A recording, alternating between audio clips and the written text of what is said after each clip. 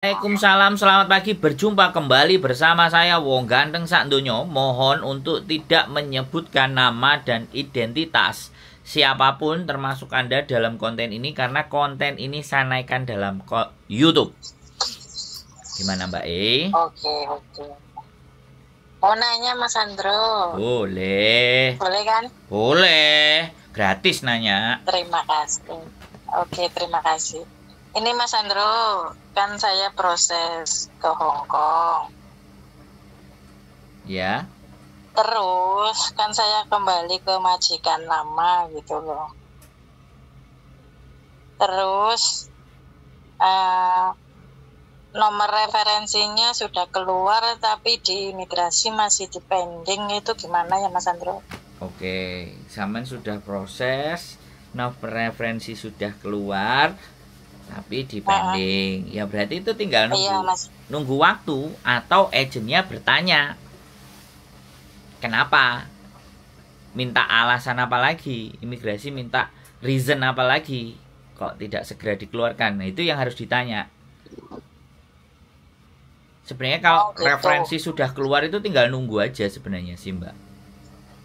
Oh, cuman tinggal nunggu itu. Iya. Apa harus majikannya yang ngecek atau gimana itu? Boleh, sampean pun bisa ngecek. Sampean bisa ngecek, majikan juga bisa ngecek. Kan sekarang sistemnya online. Tinggal masalahnya sampean bisa ngecek apa enggak. Atau majikannya juga bisa ngecek apa enggak. Kalau enggak mau ribet ya tanya aja ke agennya. Kan yang memproses agennya.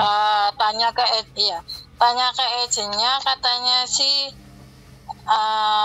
apa sih, bilang jejak gitu sih, apa jejak apa gitu loh maksudnya. Ya makanya sampean nanya dengan jelas. Dan lek sampean ngomong jejak-jejak kan ya aku nggak ngerti toh Mbak. Karena setahu saya ketika visa itu terpending itu pasti ada reason. Dan imigrasi selalu memberikan reason. Reason itu bisa ke agency karena sampean posisi di Indonesia. Sampean posisi di mana? Di Indonesia. Nah, karena sampean posisi di Indonesia, biasanya alasan itu dikirimnya ke agensi yang tahu. Dan ketika agensi tahu, kalau dia kepingin majikannya tetap oleh CC dari agennya dia akan membantu mengusahakan turun visanya. Oh begitu ya. Makanya harus ditanya agennya. Tapi walaupun depending tetap bisa keluar ya visanya. Saya tidak bisa memberikan jawaban seperti itu. Karena visa itu hak prerogatif imigrasi. Ada apa dan bagaimana seperti apa, kita nggak bisa menduga-duga dan nggak bisa memprediksi. Tapi ya sampean di masa lalu ada persoalan apa, pernah melakukan apa, sehingga visa sampean itu masih abu-abu antara keluar dan tidak. Itu yang harus ditanya, sampean dulu pernah bikin persoalan apa, gitu aja kalau saya nanyanya. Nggak mungkin saya nanya ke imigrasi kan. Begitu. Nah, persoalan sih nggak ada sih. Nah, soalnya tadi ada yang nelpon pagi-pagi 2022, ya kan, dia menjual atau menyerahkan ATM-nya ke temannya yang lain. Hari ini dia didatengin polisi. Ada yang kayak gitu. Jadi kadang persoalan itu pasti ketika imigrasi punya alasan. Kenapa? Nah, kok ini begini-begini? Itu pasti dikasih surat. Karena setahu saya imigrasi Hong Kong tidak semata-mata ya. Artinya ketika dia memberikan reason, dia memberikan tidak boleh dan gini dan gitu, itu pasti dengan alasan. Pasti ada alasannya apa. Dan harusnya agen itu tahu. Bisa dipahami Mbak? Bisa. Kalau agennya nggak tahu, majikannya suruh nge-push ke agennya. Kalau masih nggak yakin, majikan boleh datang ke imigrasi untuk menanyakan. Surat tentang domestic helper itu kalau nggak salah lantai 3. Ditanya aja nama dia siapa, nama CC-nya sampean siapa, kenapa prosesku ini tertahan, itu majikan juga bisa bertanya. Jadinya majikan bisa tahu sendiri, agen bisa tahu sendiri. Nah kalau sampai ngerti, ya sekali lagi nih, kalau sampai ngerti bagaimana cara melihat visa sampai keluar apa enggak, ada 3 jawabannya biasanya.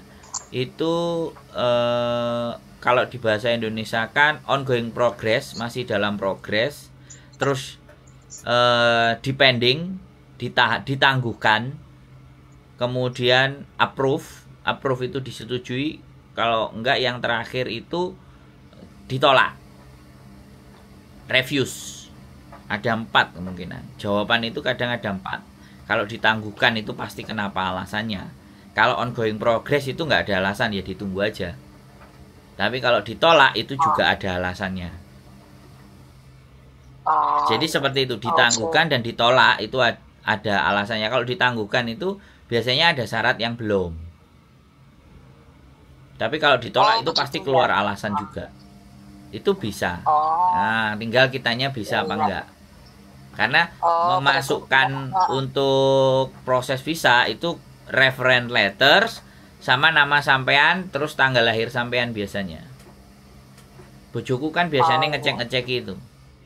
Dan itu data kan yang megang pasti agent kan. Sampean tinggal tanya aja sama agent. Uber aja sama agentnya. Majikan suruh nelponin agent. Sampean juga nelponin agent.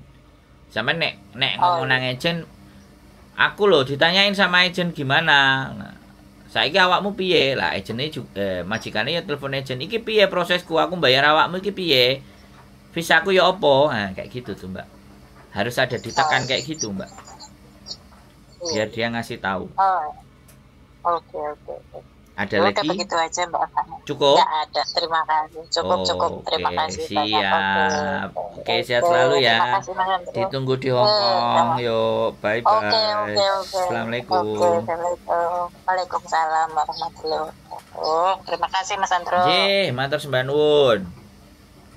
Jadi oke ya teman-teman semuanya. Reference letternya sudah keluar tapi visanya belum. Jadi seperti itu ceritanya. Makanya ya, kita belum bisa fix tahu ya. Sekali lagi ini data pribadi. Makanya saya arahkan. Jadi terkadang begini ya teman-teman. Pengetahuan kita itu ada yang seharusnya juga bisa kita tahu dalam melacak kode apakah visa kita approve dan tidak. Ini biasanya memang kemampuan ini dan keahlian ini yang memiliki ya para agent. Nah, tapi nanti coba deh ketika ada waktu, ada hal apa, saya mencoba memberikan informasi ini. Kalau istri saya bisa ya ngasih tahu saya, nanti saya coba kuplak-kuplik sendiri untuk menginformasikan. Masih banyak video-video yang belum saya buat, kayak juga bekerja di Makau yang menggunakan grupnya majikan. Nah, itu juga belum saya buat. Makanya ini masih banyak PR sekali lagi yang harus saya kerjakan. Nggak tahu semakin hari semakin banyak pekerjaan ya, sesuai dengan resiko apapun itu ya, masalah dan persoalan dari teman-teman semuanya. Dan begitu juga nanti juga saya akan yang membagikan informasi bagaimana cara ke Jepang dengan biaya yang jauh lebih murah. Nah, itu juga. Makanya sekali lagi keep stay tune my YouTube channel dan pantengin terus saran dan kritik dari kalian. Tetap kami menerima, menampung caci maki bully apapun itu sudah menjadi hak para deterjen sekalian. Keep stay tune my YouTube channel and see you next video. Bye bye.